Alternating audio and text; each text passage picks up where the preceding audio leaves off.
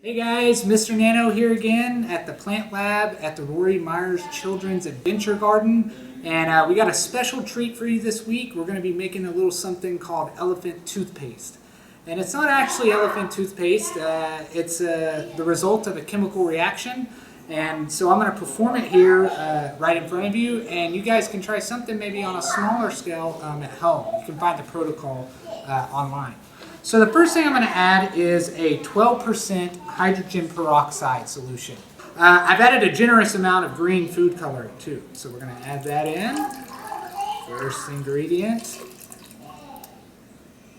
Okay, so that's the first thing there. And now, because we want to see a cool chemical reaction, I'm going to add in some soap as well. That'll help with the bubbles.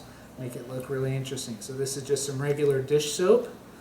Now, hydrogen peroxide degrades naturally. It loses water molecules and oxygen molecules on its own. But what we're going to do is we're going to add a catalyst to the reaction. Now, that is kind of an ingredient that speeds the whole thing up to where you can see a lot of energy released and see something really neat. So what I'm going to use is dry baker's yeast, which is a microscopic fungus actually, which makes for a really cool ingredient. And it's in its dry form now, but as I mix it with water, it's actually going to activate the yeast. All right, that's perfect. Okay, so we got the peroxide and soap solution there, and we also have the yeast solution here. And so now, let's see what happens. And what actually is going to take place is that the fungus is going to break chemical bonds in the hydrogen peroxide.